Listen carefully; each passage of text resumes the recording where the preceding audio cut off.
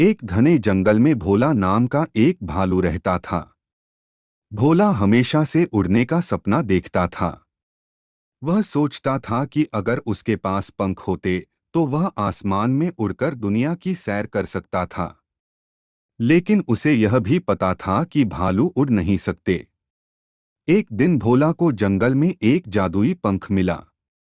उस पंख को देखते ही उसे लगा कि यह कोई साधारण पंख नहीं है। उसने सोचा, क्यों न इसे आजमाया जाए। उसने पंख को अपने पीठ पर रखा और अचानक उसके शरीर में एक अजीब सी शक्ति आने लगी। भोला धीरे धीरे हवा में उठने लगा। उसकी खुशी का ठिकाना न रहा, क्योंकि वह अब उड़ सकता था। भोला ने आसमान में उड़ते हुए जंगल के हर कोने को देखा। वह पहाड़ों की चोटियों पर बैठा, नदी के ऊपर से गुजरा और यहाँ तक कि बादलों के बीच भी उड़ान भरी। उड़ते हुए उसे एक नई आज़ादी का अनुभव हुआ।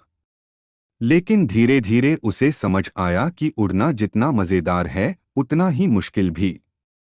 उसने देखा कि जब वह ऊपर उड़ता है तो जमीन पर मौजूद उसके दोस्त उसे याद करते हैं।